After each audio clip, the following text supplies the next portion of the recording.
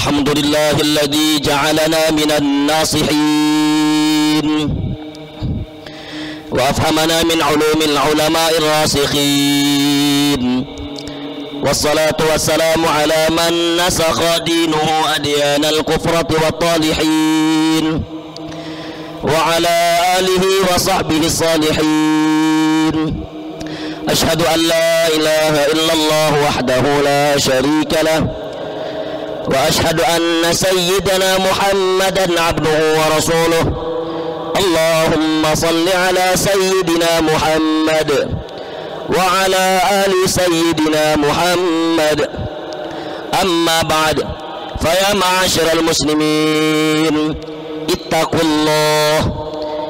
الله حق تقاته ولا تموتن إلا وأنتم مسلمون. وقال تعالى أيضا: يا أيها الذين آمنوا اتقوا الله وقولوا قولا سديدا يصلح لكم أعمالكم ويغفر لكم ذنوبكم ومن يطع الله ورسوله فقد فاز فوزا عظيما. Ma'asyiral hadirin sidang Jumat yang mudah-mudahan kita semua diberkahi oleh Allah Subhanahu wa taala. Alhamdulillah, bersyukur kita kepada Allah Subhanahu wa taala yang karena Rahman dan Rahimnya sampai saat ini Allah Subhanahu wa taala masih berkenan memberikan karunia rahmat dan limpahan nikmatnya kepada kita semua, sehingga kita semua dapat berjumpa, dapat bertatap muka, dapat beribadah, dapat beriktikaf di Masjid Baitur Rahman yang insyaallah penuh akan keberkahan dari Allah Subhanahu wa taala dalam rangka menjalankan rutinitas ubudiyah kita selaku hamba Allah Subhanahu wa taala, yaitu melaksanakan salat Jumat secara berjamaah. Tak lupa kami selaku khatib mengajak dan menghimbau, khususnya kepada diri kami pribadi dan umumnya kepada antum, kepada anda sekalian. Marilah kita bertakwa kepada Allah Subhanahu wa taala. Takwa dalam arti kata imtithalul awamir wajtinabun nawahi. Kita berusaha menjalankan apa-apa yang telah diperintahkan oleh Allah Subhanahu wa taala, dan kita berusaha meninggalkan apa-apa yang telah dilarang oleh Allah Subhanahu wa taala. Salawat dan salam marilah selalu senantiasa kita limpahkan, kita cucurkan, kita junjungkan kepada sosok figur umat manusia. Beliau adalah seorang nabi yang takkan pernah rela korbankan sahabat-sahabatnya, seorang nabi yang takkan pernah rela korbankan keluarganya, namun beliau rela korbankan jiwa raganya demi tegaknya kalimat la ilaha illallah Muhammadur Rasulullah. Di dalam kitab Maulid Simtudurar karangan Al-Habib Ali bin Muhammad bin Husain Al-Habsyi, Nabi kita disebutkan insanul kamil basyaral lakal basyar, manusia yang sempurna yang hakikatnya melebihi manusia biasa. Beliau adalah Nabi kita Sayyidina Muhammad. Kita berharap kepada Allah Subhanahu wa taala agar kelak nantinya Rasulullah sallallahu alaihi wasallam berkenan mengenali kita semua dan berkenan pula memberikan syafaat, memberikan pertolongan kepada kita semua kelak di akhirat nanti. Amin, Allahumma amin ya rabbal alamin. Hadirin kaum muslimin sidang Jumat yang mudah-mudahan kita semua dimuliakan oleh Allah Subhanahu wa taala. Izinkan kami untuk menyampaikan ada di antara adab-adab berjumat. Kami kutip dari kitab Bidayatul Hidayah karya Imam Al-Ghazali.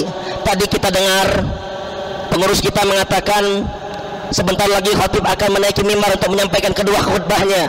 Sudah sebaiknya kita untuk mendengarkan dan menyimak apa yang disampaikan oleh sang khatib. Jangan sampai kita mendapatkan Jumat kita menjadi sia-sia.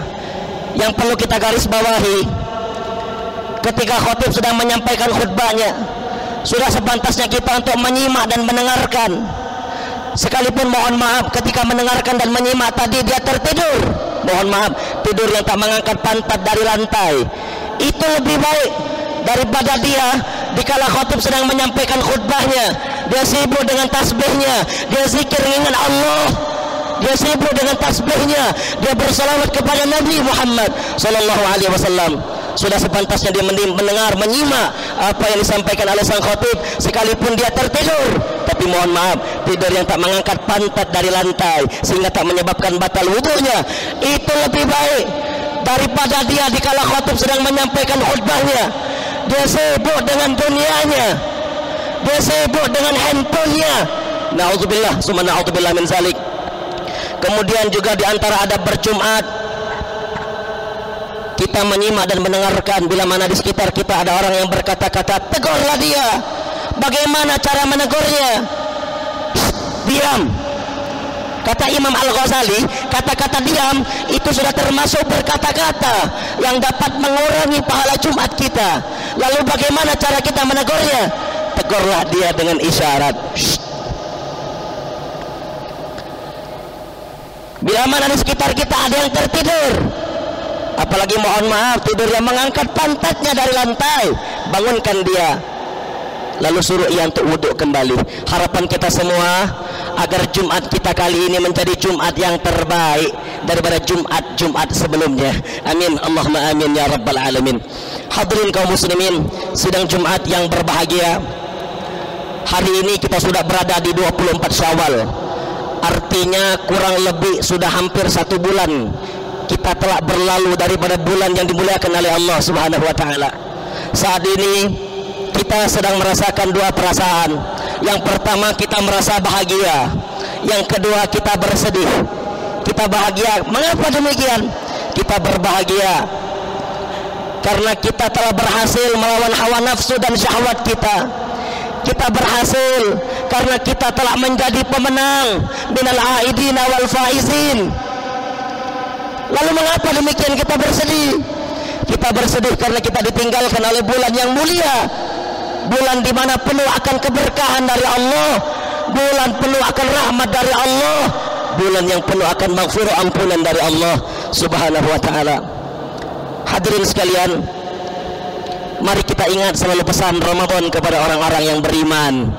Di dalam menapaki hari demi hari, bulan demi bulan pasca Ramadan, ajaklah sabar untuk menemani hari-hari dukamu. Pakailah istiqamah di saat kelelahan dalam perjalanan takwamu. Bersandarlah pada ketawaduan di saat sifat kesombongan tengah menyerang. Mintalah nasihat Al-Quran dan Sunnah dalam setiap menghadapi setiap permasalahan. Ramadan juga menitip salam dan berterima kasih buat orang-orang yang beriman karena telah menyambutnya dengan sukacita dan melepas kepergiannya dengan terai air mata. Kelak dia akan menyambut dari pintu surga Ar-Rayyan namanya. Ramadan pun mengucapkan selamat meraih pahala yang terbaik, selamat berpisah, mudah-mudahan dapat berjumpa di tahun yang akan datang. Hadirin sekalian, ketahuilah, diterima ataupun tidak diterimanya amalan seseorang itu ditandai dengan adanya amalan kebaikan yang berkelanjutan setelahnya. Sebagaimana diungkapkan oleh para ulama kita, Ibnu Katsir dalam kitab tafsirnya Quranul Azim dalam menafsirkan Quran surah Al-Lail. Begitu juga Ibnu Rajab Al-Hambali dalam Lataiful Ma'arifnya, beliau mengatakan, inna min sawabil hasanah al-hasanatu ba'daha wa inna min jazai sayyi'ah as-sayyi'atu ba'daha. Sesungguhnya di antara balasan amalan kebaikan adalah dengan adanya amalan kebaikan yang berkelanjutan setelahnya.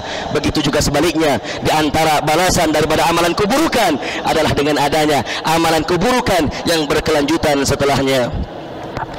Maka hadirin sekalian, sangat disayangkan jika ada seorang muslim yang meninggalkan daripada amalan-amalan solehnya setelah bulan Ramadan, seolah-olah mereka tak mengenal Allah kecuali hanya di bulan Ramadan saja. Hadirin sekalian, Syekh Abdul Razak bin Muhsin Al-Badar, beliau pernah menyampaikan dalam khutbahnya yang sangat mengharukan. Beliau mengatakan, hai kalian yang mengingat Ramadan, engkau punya Tuhan yang patut disembah dan ditaati. Akan tetapi mengapa engkau lupakan setelah bulan Ramadan? Wahai kalian yang mengingat Ramadan, sesungguhnya Allah Subhanahu wa taala telah mewajibkan kalian sholat 5 waktu, terutama di masjid-masjid. Namun mengapa kalian lupa ataupun pura-pura lupa setelah bulan Ramadan? Wahai kalian yang mengingat Ramadan, sesungguhnya Allah telah mengharamkan kemaksiatan. Akan tetapi mengapa itu semua dilupakan setelah bulan Ramadan? Wahai kalian yang mengingat Ramadan, di hadapan kalian ada surga dan neraka, ada nikmat ataupun siksaan. Tapi mengapa engkau lalai daripada itu semua setelah bulan Ramadan? wahai kalian yang selalu memenuhi masjid dan membaca Al-Quran, apakah kalian akan menghilang setelah bulan Ramadan? Sungguh heran dengan keadaan seorang mukmin yang tak mengingat Allah Subhanahu wa taala kecuali di bulan Ramadan saja, maka celakalah dia. Hadirin kaum muslimin sidang Jumat rahimakumullah. Oleh sebab itu hadirin sekalian, Ramadan kemarin sejatinya harus menjadikan kita menjadi pribadi yang lebih baik lagi. Selalulah istiqomah dalam beribadah dan berusaha tak mengerjakan apa yang dilarang oleh Allah Subhanahu wa taala selepas bulan Ramadan kemarin. Hadirin sekalian, demi Allah, sungguh tak ada yang tahu apakah kita masih berjumpa dengan Ramadan yang akan datang. Demi Allah, sungguh tak ada yang tahu apakah kita masih bisa ruku, masih bisa sujud, masih bisa menangis di malam-malam bulan Ramadan. Marilah kita semua hadirin sekalian, di dalam mengawali hari demi hari pasca Ramadan, mari kita semua buka lembaran baru, bersiap menghadapi tantangan baru. Karena kita tahu begitu selesai bulan Ramadan, belenggu-belenggu setan pun dilepaskan, sehingga membuat para pelaku kemaksiatan kembali leluasa melakukan godaan-godaannya. Maka dari itu jadilah kita semua muslim yang istiqomah. Hadirin sekalian, saat ini mudah-mudahan kita layak untuk mendapatkan predikat minal aidina wal faizin, termasuk daripada orang-orang yang kembali kepada kesucian, dan termasuk daripada orang-orang yang beruntung. Maka dari itu, agar kefitran kita tetap terjaga dan tetap suci, setidaknya ada 4 perkara yang mungkin bisa kita lakukan. Yang pertama, belajarlah selalu berbaik sangka kepada orang lain. Janganlah hidup ini diisi dengan berburuk sangka kepada orang lain. Ya ayyuhalladzina amanu jtanibu katsiran minadh-dhann inna ba'dadh-dhanni itsm. Sebab bila pikiran sudah buruk, biasanya ucapan dan tindakan pun akan ikut buruk. Na'udzubillah, akan mendapatkan takdir dan nasib yang buruk pula. Begitu juga sebaliknya, kalau kita berbaik sangka, insya Allah pikiran kita baik, ucapan kita baik, perbuatan kita baik, insya Allah wa mudah-mudahan akan mendapatkan takdir ataupun nasib yang baik pula. Yang kedua, berusahalah kita untuk tetap selalu ingat jasa dan kebaikan orang lain kepada kita, agar kita bisa membalas budi. Ingat orang tua kita, ingat kebaikannya saja. Mereka telah mengurus kita, ibunda kita 2 tahun lamanya, 9 bulan 10 hari mengandung kita, 2 tahun lamanya menyusui, bersimbah darah, berurai air mata untuk menjadikan kita anak-anaknya yang berguna kelak nantinya. Pertanyaannya, jasa dan balas budi apa yang telah kita berikan kepada mereka? Kalau kemarin di waktu Lebaran, Hari Raya Idul Fitri, kita sudah memberikan THR, kita berikan pakaian yang baru, mukena yang baru, demi Allah ini tidak sebanding dengan kebaikan yang telah mereka berikan kepada kita semua.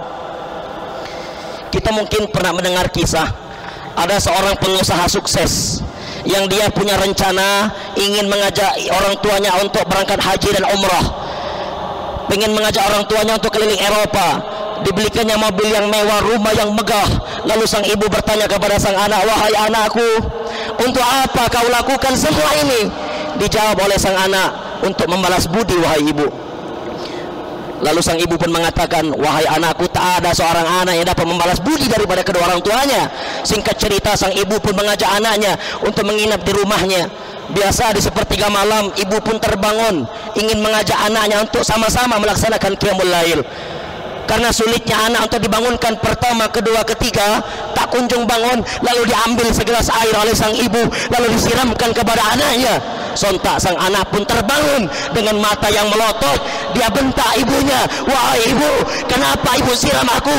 Lihat baju aku basah, lihat tempat tidur aku basah, aku tak bisa untuk tidur kembali. Mendengarkan gertakan dari sang anak, ibu pun meneteskan air matanya, lalu mengatakan kepada anaknya, wahai anakku, dulu waktu kau masih kecil, dulu sering kau bangunkan aku di seperti malam-malam harinya sebab tangisanmu. Dulu di waktu kecil sering kau bangunkan aku karena kau kencing di malam hari. Sambil aku mengganti popokmu, aku berdoa, aku meneteskan air mataku lalu berdoa kepada Allah, ya Allah, jadikan anakku ini menjadi anak yang berguna, sukses dunia maupun akhirat. Hadirin sekalian, bukankah Rasul pernah mengatakan al-jannah tahta aqdamil ummahat? Bukankah surga itu berada di bawah telapak kaki ibu? Maksudnya surganya anak-anak di dunia maupun di akhirat itu terletak pada keridhaan orang tua. Tak ada seorang anak yang sukses bila dia menyakiti hati orang tuanya. Akan tetapi betapa banyak orang yang hidupnya dimudahkan oleh Allah karena dia selalu mencari keridhaan orang tuanya. Satu tetes air mata orang tua karena disakiti oleh kita akan berakibat ribuan bencana buat seorang anak. Namun begitu sebaliknya, senyuman ridho dari kedua orang tua akan berakibat ribuan kebahagiaan buat seorang anak. Hadirin sekalian rahimakumullah, marilah kita kenang kebaikan orang tua kita. Andai ayah dan ibu kita masih hidup, ciumlah tangannya dengan baik, minta maaf mumpung mereka masih ada. Bertekadlah untuk menjadi anak yang siap berbakti memuliakan kedua orang tuanya. Hadirin rahimakumullah, yang ketiga, untuk menjaga kefikiran kita agar tetap suci, yaitu jangan pernah untuk menjadi orang yang pendendam, selalu menyimpan kesalahan orang lain, karena hidup akan terasa sempit bila orang punya salah. Anggap saja mungkin dia sedang lupa atau mungkin dia tak sengaja. Lantas mengapa kita selalu menyimpan rasa dendam? Lebarkan maaf buat orang lain. Yang terakhir adalah sering-seringlah kita bermuhasabah, introspeksi diri, mengevaluasi diri. Karena takdir tak pernah tertukar. Takdir hanya buah perbuatan daripada apa yang kita kerjakan. Andai kita menanam kebaikan, demi Allah kita akan menuai kebaikan. Jika keburukan yang kita tanam, maka keburukanlah yang akan dihasilkan. Andai takdir terjadi kepada kita, terutama takdir yang tak kita suka, maka evaluasi dirilah kita. Hasbunallah wa ni'mal wakil, ni'mal maula wa ni'man nasir. Cukuplah Allah sebagai penolong. Boleh jadi takdir ini menjadi penggugur daripada dosa-dosa kita, menjadi kifarat daripada kesalahan-kesalahan kita. A'udzubillahi minasyaitonir rajim. Bismillahirrahmanirrahim. Wal 'asr innal insana lafi khusrin illa alladhina amanu wa 'amilus salihati wa tawasaw bil haqq wa tawasaw bis sabr. Barakallahu li wa lakum fil Qur'anil 'azim wa nafa'ani wa iyyakum bima fihi minal ayati wa zikril hakim. Aqulu qawli hadza wa astaghfirullahal 'azim li wa lakum wa lisairil muslimina wal muslimat wal mu'minina wal mu'minat fastaghfiruhu innahu huwal ghafurur rahim.